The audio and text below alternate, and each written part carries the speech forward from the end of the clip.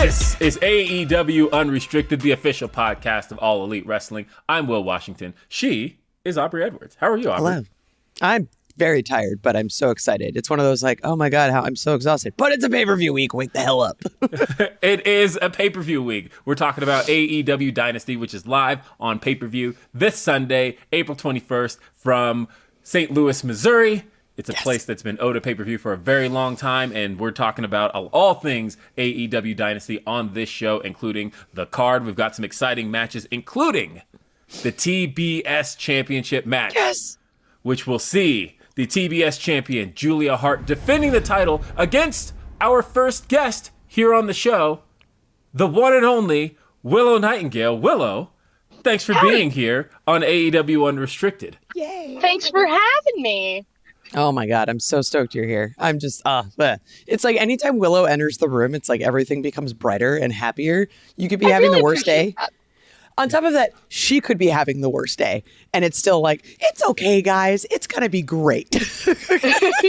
But like not in like an overbearing, like it's always authentic. the world's a really hard place for everybody. Thank you. I feel like if there's anything I could do to help stop the spread of like despair and negativity, I will do that. I will try my hardest. Well, good. It's funny, too, because I think one of the things that's going to stop a lot of people's despair would be the possibility of you becoming TBS champion. How are you feeling going into this Sunday? Personally, I'm someone who gets nervous for like every single match. But this one in particular, I feel like obviously the stakes are a lot higher. I'd be wrestling Julia Hart, who's someone that I've never beaten before. So there is always this like question of like, can I pull it out this time? Like, can I do it? What's going to make this time different? But really what it comes down to is like, I am much more confident.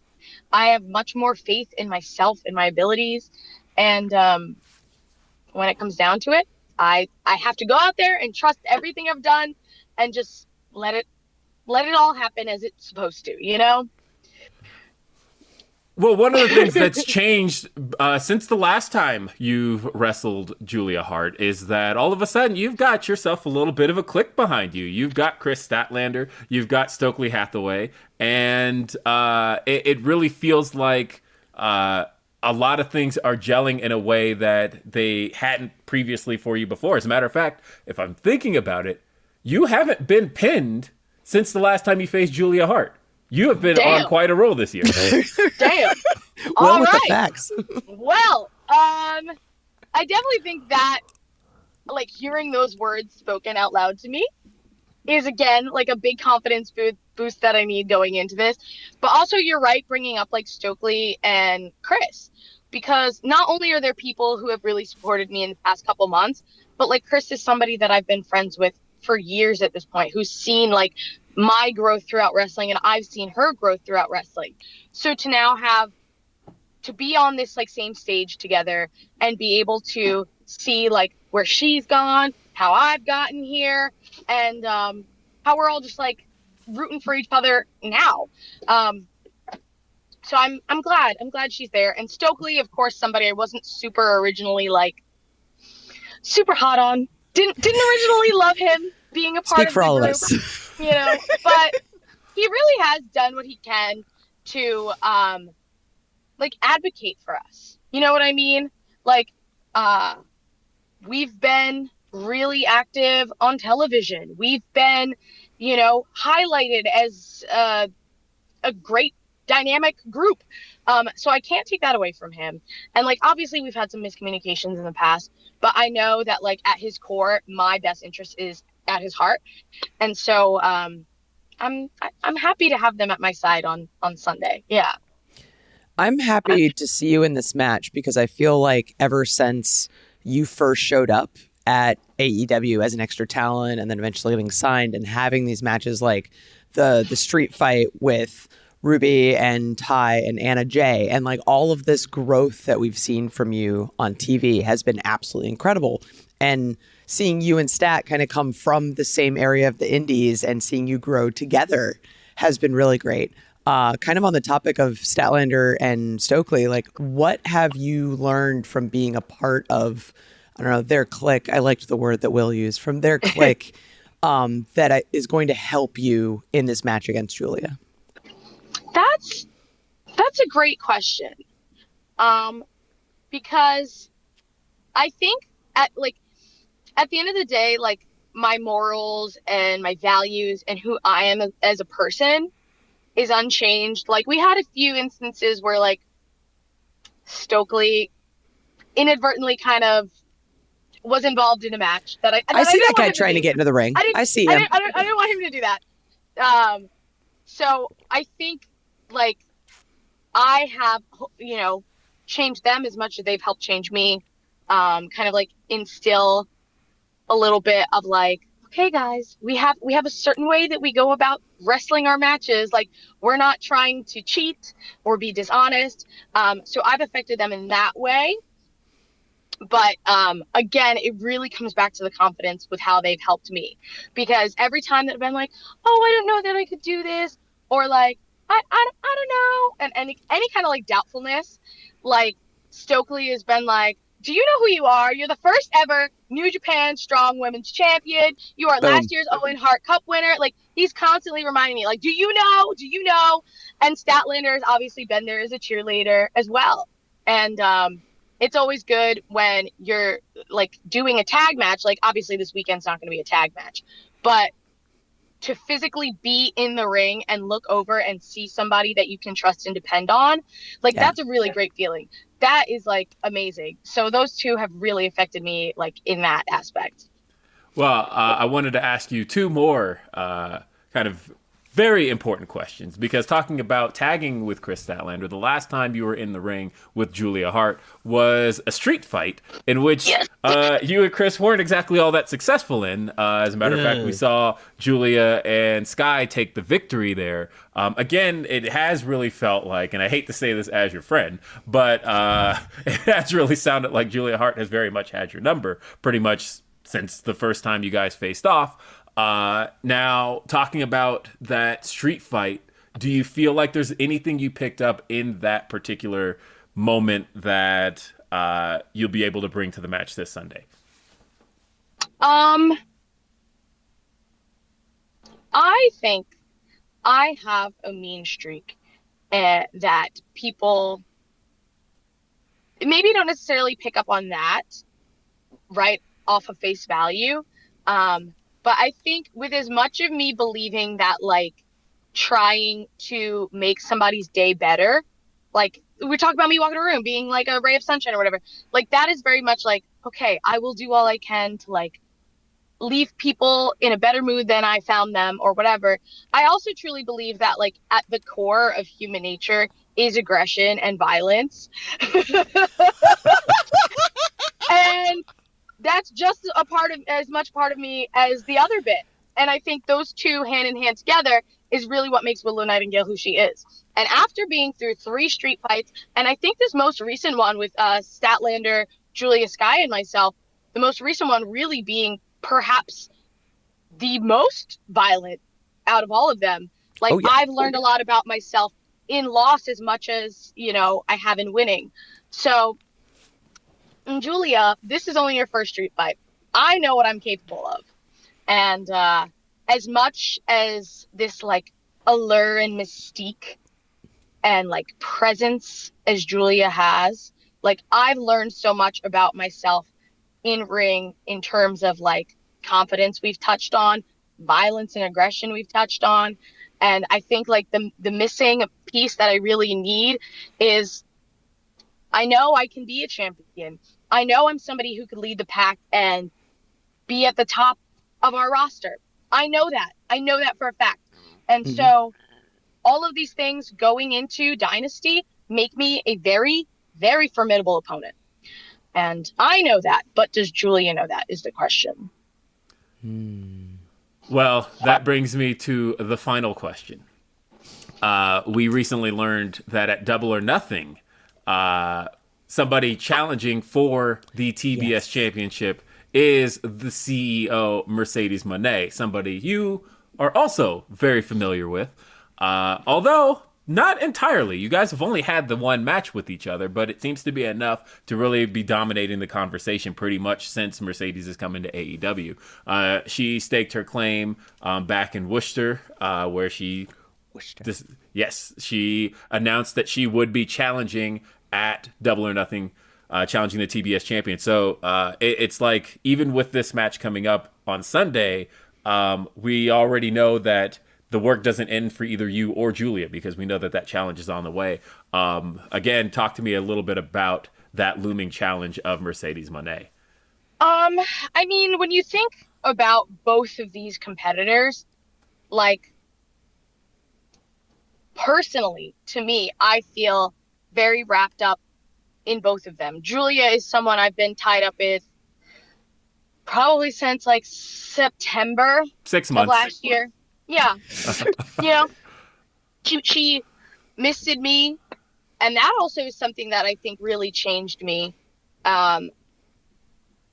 Again, hopefully for the better. That's something that I look at as, like, even though it was an obstacle to get through at one point, I came out on the other side more aware of who I am as a person and a performer.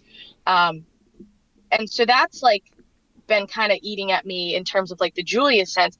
But my story with Mercedes goes even further than that. We look at May last year when I wrestled her, and there's a lot of, like, question in the air of whether, I guess, people even find me to be worthy of being the first ever New Japan Strong Women's Champ, because she did end up getting injured in that match.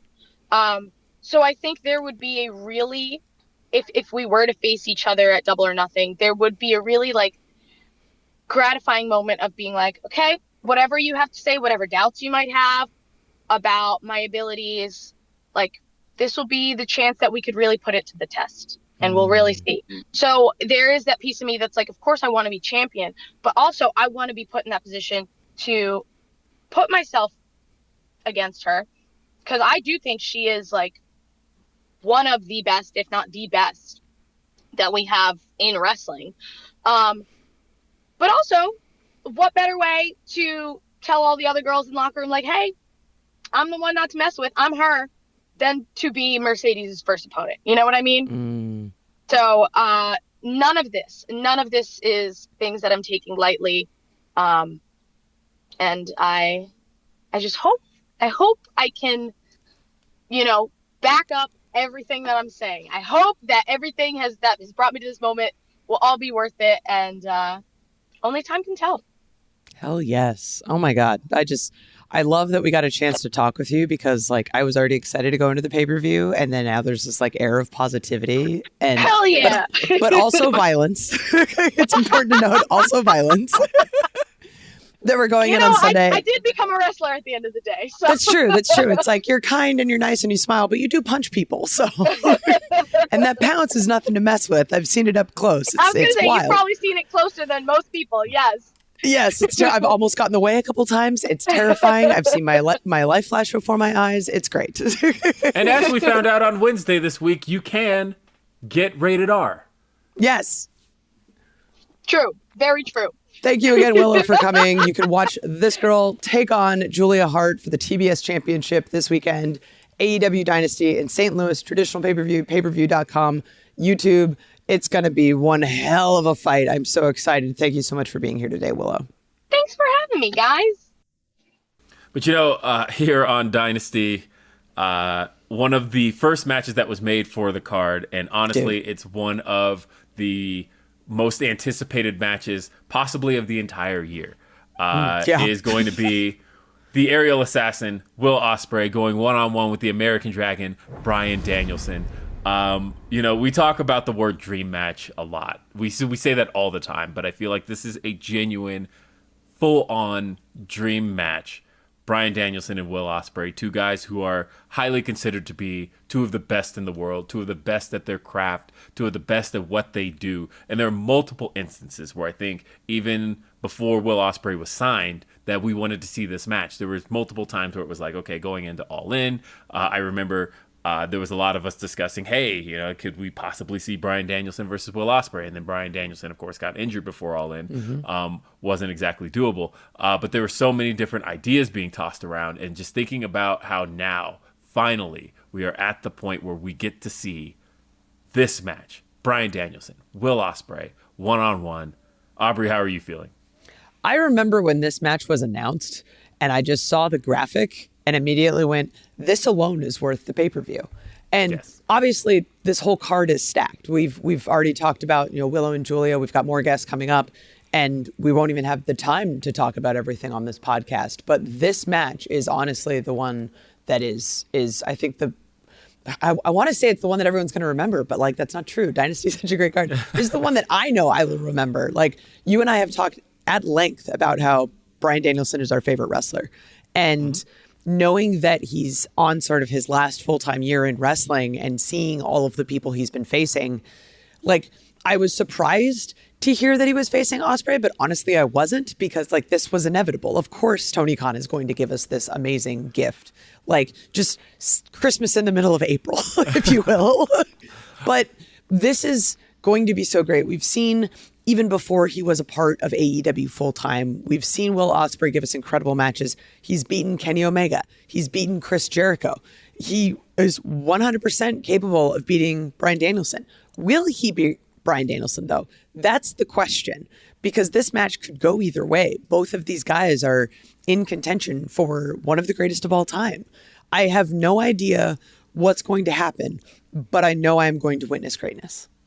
Absolutely. And I think that, again, you talked about the idea that neither of us really know what's going to happen. It's hard to predict how this match could possibly go, because just give him 60 minutes and let's go the time so we get everything out of it. Like, that's what I want.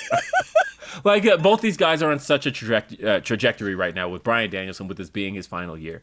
He's got so much to prove in this last year that this isn't a loss that he could be willing to take at this moment in time. But at the same time, Will Ospreay, just coming into AEW, is also on such a roll. And I think he's ready to see himself ascend to the top, and he's not going to let any roadblock stand in his way, whether it's somebody like Claudio Castagnoli this past week, or whether it's Bryan Danielson. Nobody's going to stand in Will Ospreay's way, and so it's literally the unstoppable force versus the immovable object, one-on-one, and I can't wait to see this match. I'm so stoked. If I get to ref it, great. If I get to watch it, even better. Like, I'm so looking forward to seeing this in St. Louis. People in St. Louis are going to be in for just an absolutely incredible match and an incredible pay-per-view. We've got so much this weekend. St. Louis, AEW Dynasty. It's going to be a great pay-per-view. If you can't be there, like, it's selling like hotcakes. So make sure you get your tickets, AEWTix.com. If you can't be there, you can watch it lots of different places. Traditional pay-per-view, payperview.com. You can watch it on Triller. You can watch it YouTube. There's so many different places. You cannot miss this pay-per-view. It's going to be incredible. We have some more guests coming up here on AEW Unrestricted. We've got the man challenging for the AEW World Heavyweight Championship, Swerve Strickland, coming on a little bit later. But coming up, I think we have a message from a special guest. So tune in and see what's going to happen. St. Louis. Meet me in St. Louis. Well, fun fact about St. Louis, I actually lost my virginity there, and I will not tell you which one. Nonetheless, Thunder Rosa. Thunder Rosa. What a strange, long journey it's been. I remember the day I met Thunder Rosa. She was like, "Hello, ma'am." And I finished my 50th squat, and I said, "Hello." I thought, what a strange woman. I remember what she was wearing. She was wearing shoes, slacks, shirt. And I said, "Piss off, get out of my way, young woman. I am busy, I have business to attend to." Well, she got an attitude. She copped an attitude. We haven't spoken since. She's had a problem with me ever since. Oh yes. At one point we were a very unsuccessful tag team. But that's another story for later. Well, all I can say is she's come a long way, Thunder Rosa. She's come a long way. Unfortunately in the wrong direction.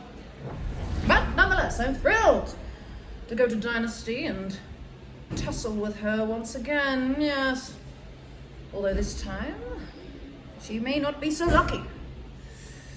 I cannot wait to tap dance up and down that silly little weak spine of hers. Oh, it's going to be one of my best dance numbers yet.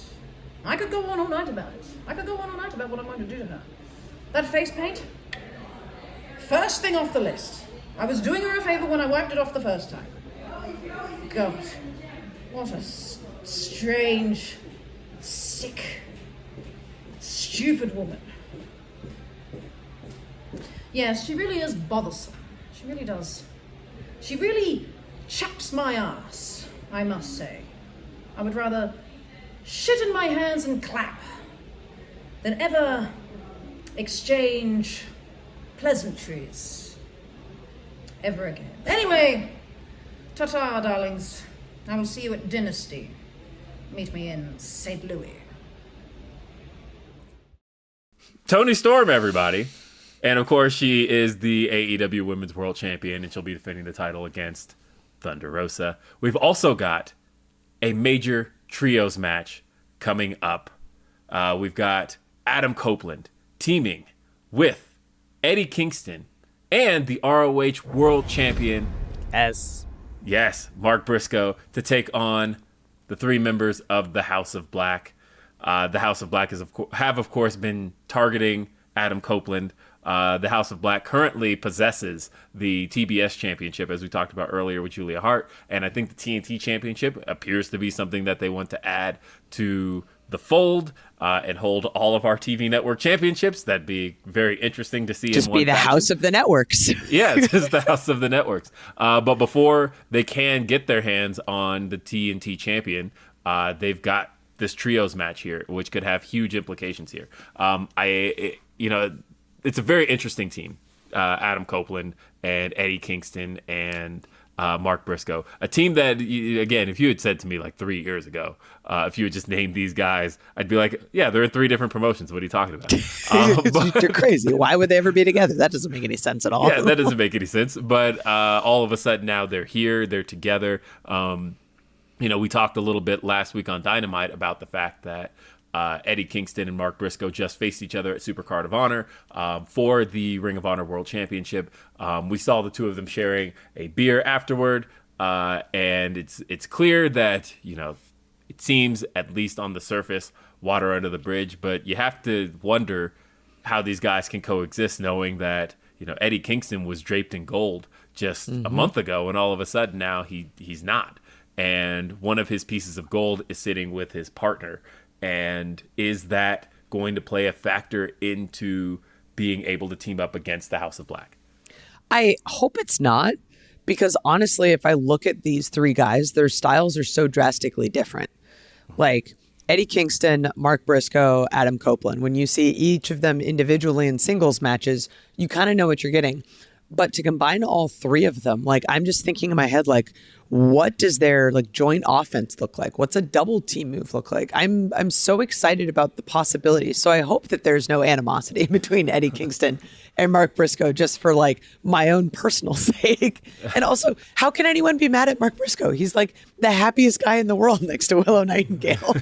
Yeah.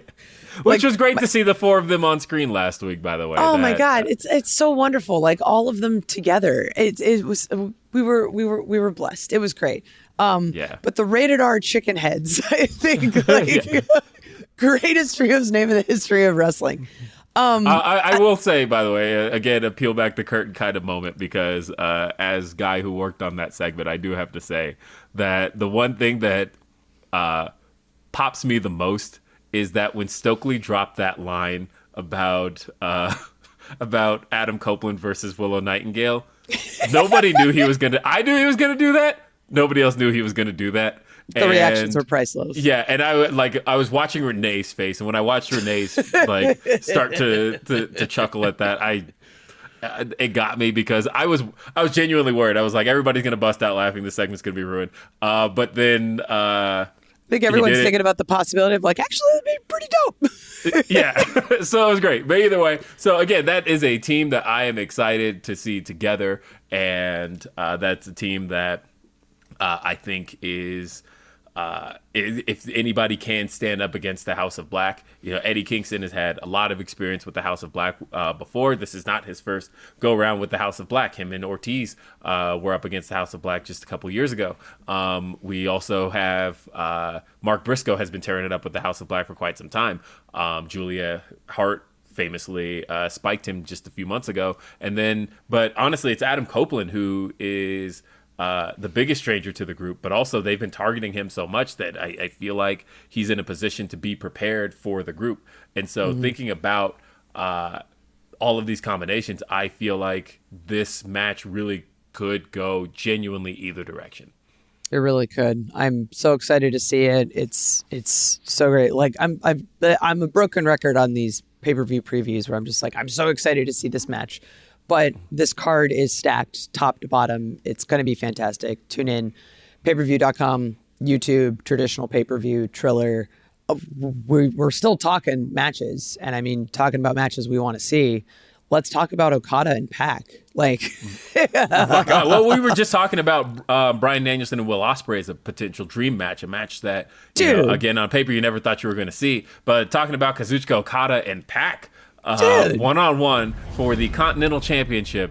Again, a match that didn't even seem possible a month ago. It's weird to think about the fact that, like, Okada only showed up right after Revolution. And here he is, a part of All Elite Wrestling. And we announced at Revolution the return of Pac. And these two are now on a collision course for the Continental Championship. Again, we're talking about two of the best wrestlers in the entire world. Two guys who are masters at their craft. Two guys who are incredibly different at their craft. And knowing that these two are going to be sharing the ring together. Again, it's a massive dream match scenario. It's one of those, my God, this really could only happen in AEW kind of things. And knowing that Pac and Okada are going to go one-on-one, this just feels like Christmas. I think the one thing that upsets me, though, is that Okada is aligned with the elite. That we've seen Okada as this wonderful person, but he's kind of just this, he associates with assholes. And I don't like it. I don't like it at all. I get PTSD watching these segments, man.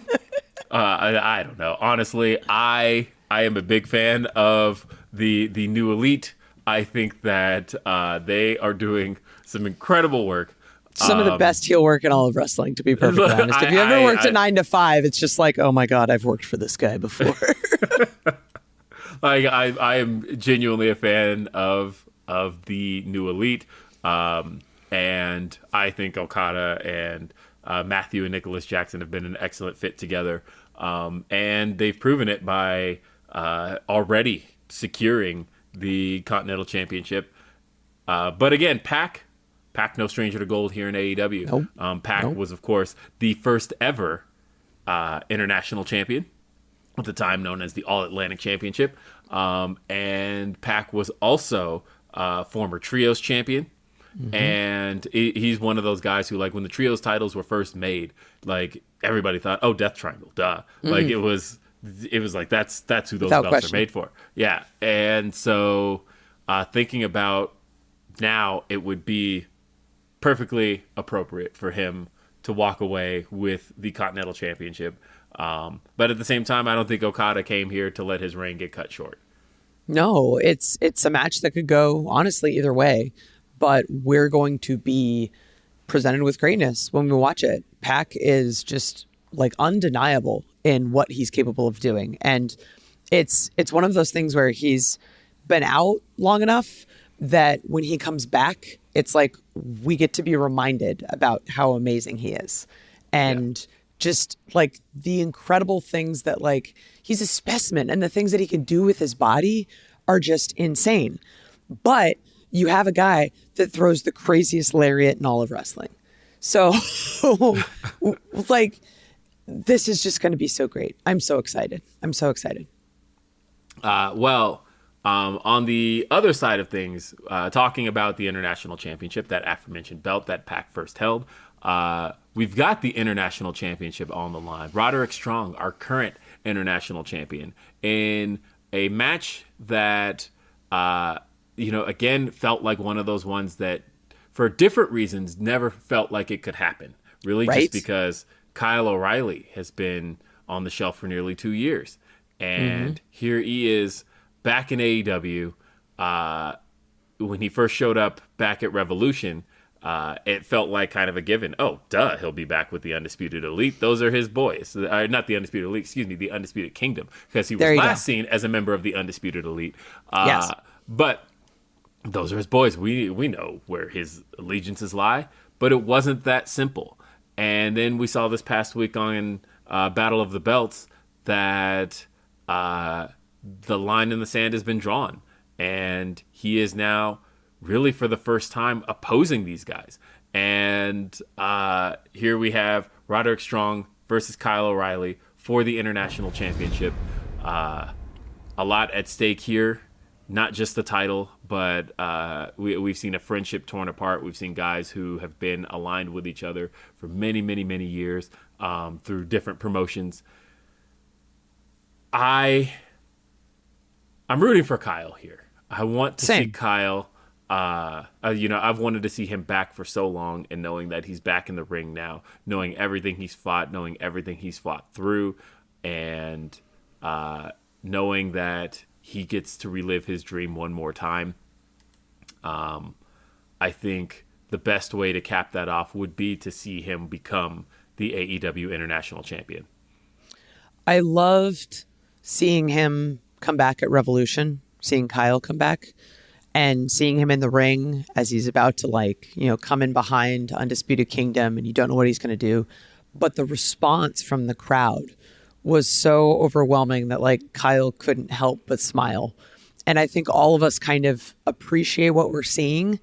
I think the only one who appreciates it more than us is Kyle O'Reilly, because it cannot be understated. There was a massive chance he was never going to come back to wrestling. Massive chance. To see the amount of work that someone has put in, which is why kind of going into this match, I think we're rooting for Kyle because we've seen him come back from this crazy adversity. People haven't seen it on screen, but I mean, the guy was rehabbing an insane injury. And then now to be facing someone he has so much history with, there's the emotional struggle of coming back, but then there's the emotional struggle of who does this person mean to you?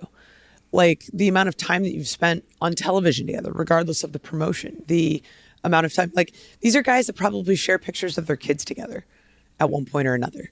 So there's a lot of emotion behind this match that I think is kind of understated beyond just the title match itself. And for that reason, I'm really excited for this.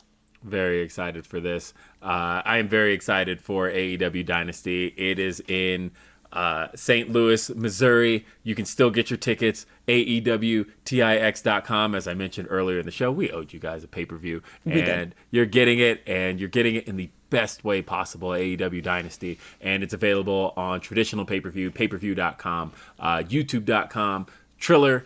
Any way you want to watch this show, you've got so many options. You have more options than you've ever had to watch an AEW pay-per-view, and you get to watch it. And notice when we said Triller, we didn't use the word internationally afterward. We usually did. This is the first time domestically you get to watch the show on Triller live in the United States. Wherever you are, you can watch it. Make sure to order AEW Dynasty. We've got a lot more to talk about here on AEW Unrestricted. We still have a couple of world title matches to talk about. And we've got a guest here who will be the challenger in the AEW World Championship match. That's all coming up here when AEW Unrestricted continues. AEW Unrestricted, we're talking AEW Dynasty. I'm still Will Washington. She's still Aubrey Edwards. But we've got a special guest coming in right now because talking about all things AEW Dynasty, we can't be talking about this show without discussing the main event, the AEW World Championship match. Samoa Joe, the AEW World Champion, defending the title against our guest right now. He is the man who defeated Konosuke Takeshita to become the number one contender for the AEW World Championship. He is Swerve Strickland. Swerve, thank you for being here on AEW Unrestricted. What's going on, man? This is my second time here on this. Second time. First time since I've been the host. Yeah. Because, you did the interview with Aubrey and Tony Schiavone last time, but first time since I've been a host. But this is That's like true. the 10th time you and I have done a podcast together across all the podcasts I've done over time. But this is also the first time having you on as the challenger for the AEW World Championship. We had Samoa Joe on the show right before Revolution to discuss the three-way between you, Hangman Adam Page, and Samoa Joe. And he had a lot of choice words for you. But this time around, we've got the challenger here. This is now your second opportunity at the AEW World Championship. I want to start with the biggest question. What separates this from the last time you challenged for the title?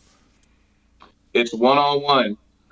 It's the actual headlining main event, which brings a lot of pressure within itself. You know, big pressure, I was made history last time because I believe I'm the first African American to go for the world title on pay-per-view. Mm-hmm. Yes. So now I'm doing 2 pay-per-views in a row. So that's big in itself. And now being like the headliner for the show, for the pay-per-view, on top of an already stacked card with a lot of young talent, not a lot of new talent too. And what I keep seeing on social media is just the fact that like everybody's talking about all the people that we still don't have on the card that are out for various reasons, whether it be injury, whether it be just stepping away for a little bit, whether it's suspensions. We still have this type of roster to put on a great pay-per-view on its own, like especially not a traditional pay-per-view that we usually have. So that in itself, the situation around the match makes this all different. The fact that now you've seen the contact, you've seen the brutality between myself and Samoa Joe leading up to the pay-per-view match, that makes it different too. You know how we interact with each other already. Prior to before the triple threat, you didn't really know how myself and Samoa Joe were going to really interact in a match itself. You know, you've seen what me and Hangman Page can do, but a lot of those elements are taken out. You know, I don't have that distraction. I don't have another blood feud in the way of this. It's just me and Joe, man to man, a legend in his own right, and probably one of the most violent, like brutal world champions we've ever had, you know? And so that itself is a challenge, just facing Joe, just standing across the ring from Joe, verbally, physically, that's a challenge. So all this is just a challenge. And like last week, I showed that I was up for the challenge by doing what I did, like interfering like 2 times throughout the night, just like knowing that I'm not afraid of him. I know what he's capable of, but at the same time, I got to put in place that I know what he needs to know what I'm capable of as well. So does the rest of AEW. I don't think anyone questions like what you're capable of after you literally signed a contract in your own blood, like dipping the pen on your head and then signing it. It's just absolutely no question at all. But we've also seen like you're a man that goes after what he wants. We've seen you break fingers. We've seen you break into houses. But, you know, funny enough, we're all still behind you. And I'm so excited to see like your growth. I even posted like on my Instagram like last week a picture of us at Defy 5 years ago, and to see you now headlining a pay-per-view, to see everything you've done as a performer, as an entrepreneur. Like if you're watching the video version, you see all of the accolades. We've basically got a visual resume here, wearing the Flash Garments shirt, shout out. But you know, former tag champ, you've just done so much in your time at AEW so far. What would it mean to you to be the first African-American champion, world champion at AEW? It means a lot. It's in this day and age, in the year of 2024, it's hard to accomplish something new. Mm-hmm. And being able to, like, it's industry-wide, no matter what, you know, box office records are being broken like every month now. It feels like, you know, across the industry. It's just trying to find your place where you belong in the business and try to make a stamp on it, you know, own something. It's a little bit easier to just follow another path that somebody's already carved. It's a lot more challenging, a lot more risky, and it's a lot more damaging to try to create your own. And it's a lot of risk involved with that too. So like doing like double XL and stuff, being featured in that on the freshman cover, that was risky, you know. Going for the tag team championships, that's a risk in itself. Then branching off away from tag team to go singles and try to build your own thing. There's peaks and valleys to that kind of thing. Bringing in a Rick Ross, and you see what Rick Ross is doing now in the world. That's a risk in itself. All these things are risks that I was willing to take, and I have to put my name on it. Not everything was successful, and I'd be the first one to admit that, but I'm willing to take the risk because I'm willing to go after it and go get it. And you see a lot of people, what I learned is people are willing to work with you and do more for you and work with you if they know that you're willing to go out there and go after it and go get it. Yes. And that's what I learned across all these platforms. That's what made me who I am. That's what got me in the position that I am right now. What it means to me is just like being where the position I am is all that, all the risks, all the sacrifices, all the pain, heartache, all the doubt, like having to like take time away from my children to make sure I can like move forward to make sure that pays off later on, miss a lot of like birthdays, miss a lot of weddings, miss a lot of funerals. I lost my grandmother earlier this year and I wasn't able to be there for the funeral. So that was something that sticks in my mind all the time. So I like pushing forward, it makes me want to pay that back. Like I didn't miss that for nothing. I didn't miss my daughter's birthdays for nothing. I didn't miss the Christmases and the Thanksgivings for nothing. So that's just on a personal note. On the outside of things, like on the industry wide, man, like there's, I want like at the age that I'm at like the prime years, and a lot of people miss out or something unfortunate happens and that time is taken away. Like shout out to Big E, he's in his prime years and that like a misfortune was like taken away from him and we didn't really truly get to see him blossom into the next level. And so this guy's like that I'm going to like push forward for. And, like regardless of company, that's a good friend of mine. I want to push forward for guys like that. And I want to push forward for guys that didn't get the opportunity to get to the level I'm at. I want to push forward for the people that were like unfortunate enough to like have just circumstances just taken away from them to that were literally on the path to change the business for my culture and for my people and stuff. And like, that's all the stuff that I think about that's weighing on my shoulders. Damn. Well, and that brings up the question of course, we saw you and Joe get physical in the contract signing. We've seen the two of you be physical last week on Dynamite following his title defense, I should say. It wasn't a title defense; it was an eliminator match. But his Correct. eliminator match with Dustin, and we've seen you guys get physical this week. And we've seen. I don't want to say all we can see from you guys because we still have seen or yet to see the match, and that's where I guess without revealing too much, I want to ask the question of what do you believe you have in store for Joe that he hasn't seen from you yet?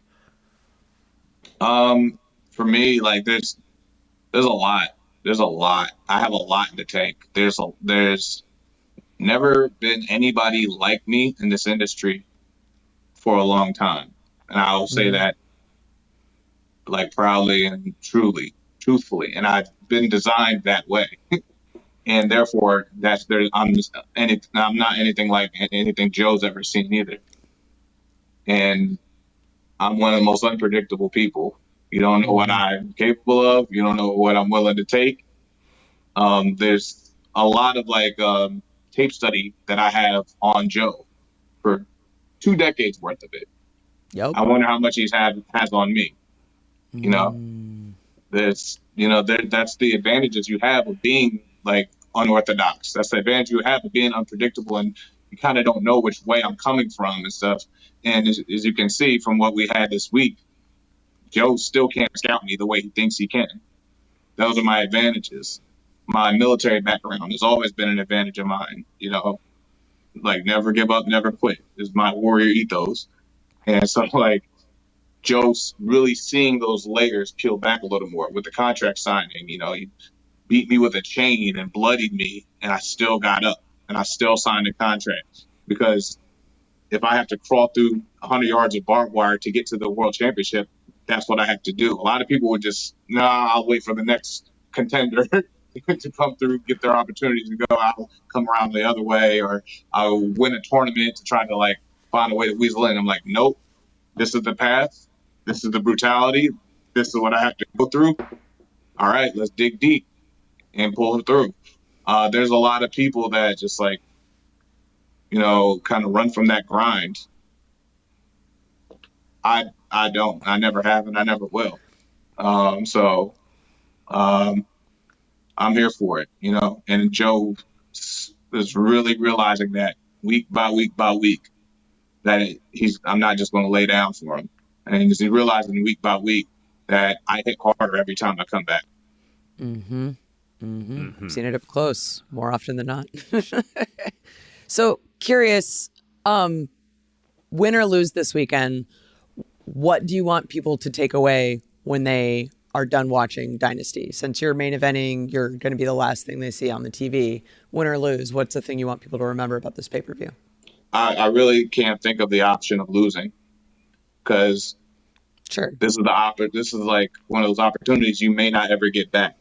I lose this, I don't know when I'll get an opportunity. The talent influx is incredible in AEW right now, and the bar is getting higher and higher and higher to meet every week, every month, every pay-per-view.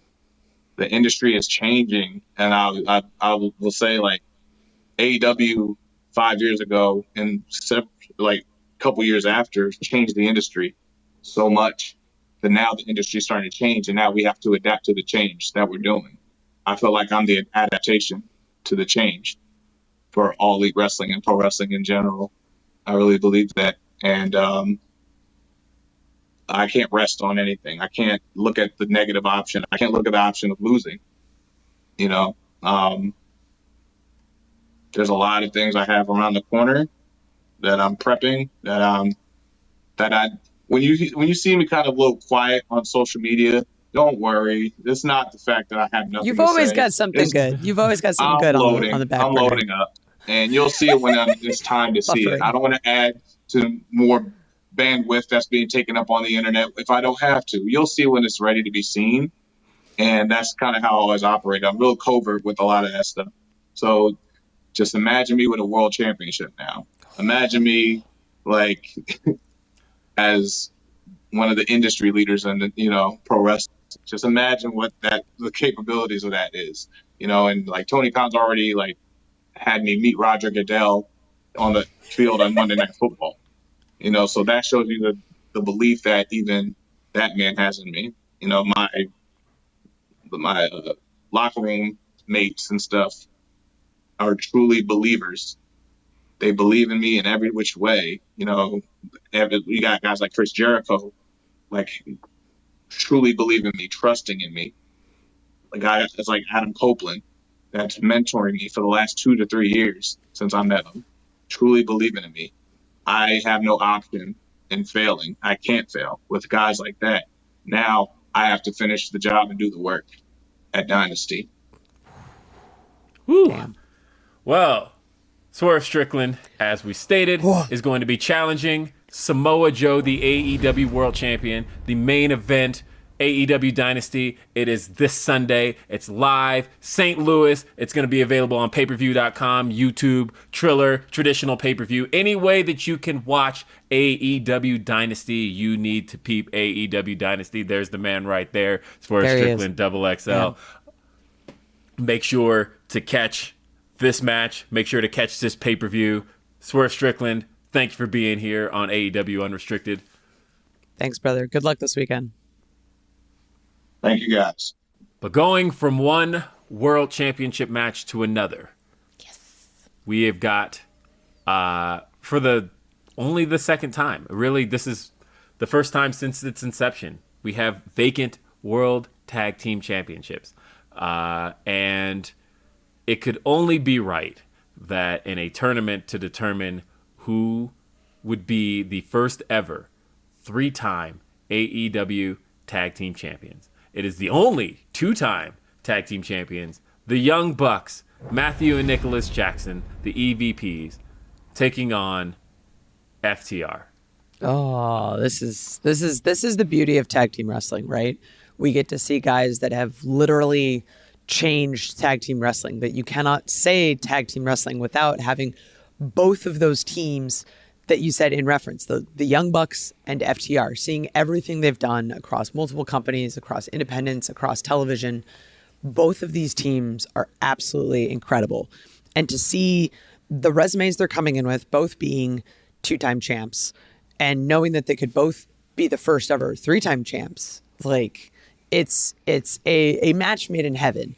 Even though it was a tournament, we saw it. I mean, I was kind of sitting there in the back like, okay, but really, like, here's what I actually want to see. let's be real, guys. And the part that I didn't mean to neglect to mention, but folks, this is a ladder match. Oh my God, I completely forgot. Yes, this is a ladder match, and this is a match that has traditionally been the Young Bucks' specialty. We've seen them previously win the AEW. Matter of fact, their last title win, actually, now that I'm thinking about this, now I'm saying it out loud, their last title win was not only in a ladder match, it was in St. Louis in this arena. And you can't write this shit. And so this is something that the Young Bucks are historically proficient at. We've seen them do this before. At the same time, FTR, right? Tag team specialists. There's not a tag team scenario that these guys aren't familiar with and that they're not up to the challenge of. Because we know and associate the Young Bucks so much with that type of scenario, the young FTR are one of the most adaptable teams on earth. And I would never count them out in any scenario. Both of these teams fully capable of walking out with the AEW World Tag Team Championships. But I think Matthew and Nicholas in particular have the biggest statement to make. Right now, these two teams have faced each other 3 times. And the score right now is 2-1. FTR is up. The Bucks feel like they have to even the score here. And I can't see any other way this match goes other than Matthew and Nicholas doing so. But at the same time, I've bet against FTR before, and I have been way wrong. So therefore... Right. It's one of those things like you see, like the Young Bucks lost it All In. And then they lost to Sting and Darby. That is a massive chip on your shoulder to come into a match with. And I don't think that can be discredited, even though it is the Young Bucks. And even though every time they open their mouths and say the word synergy, I want to vomit. It's one of those things, they're going to put on an excellent match. It's going to be an incredible sight to see. And they're in there with arguably the greatest tag team of all time. I honestly have no idea which way this is going to go. But honestly, we're going to see history being made either way. That's the best thing about pay-per-views. Yeah, and there's definite history being made. No matter what, somebody's going to walk out of this match 3-time AEW World Tag Team Champions. That is something that cannot be taken away from this match. That is something that is so cool. And you'll get to see that at Dynasty in St. Louis. Be there, AEWTix.com. And if you can't be there, definitely check out payperview.com, your traditional pay-per-view provider, YouTube, or Triller. You can watch it all of those ways, domestically, internationally, however you watch your pay-per-views. Do not miss AEW Dynasty. It's the first ever AEW Dynasty, and we had to make sure that with this card, we were going to deliver, and I feel like we stacked this card like only AEW can. And I'm excited. I'm very, very excited for this. I don't know how we keep topping ourselves at every single pay-per-view, but somehow it keeps happening. And I'm not complaining at all. As a wrestling fan, as an employee, as both, we all get to benefit from the greatness of an AEW pay-per-view. And for those that aren't watching it, you are missing out. You are doing yourself a disservice. So thank you so much for everyone who listened to AEW Unrestricted. This was a fantastic preview of this amazing card we have this weekend. You can listen to new episodes of Unrestricted every Thursday on all of your favorite podcast platforms. You got to Dynamite on Wednesdays, Rampage on Fridays, Collision on Saturdays. Watch the video version of this episode and see all of the amazing things that Swerve Strickland had to bring. New episodes every Monday on YouTube. I am Aubrey Edwards, my co-host and best friend, Will Washington. Thank you so much for listening to AEW Unrestricted.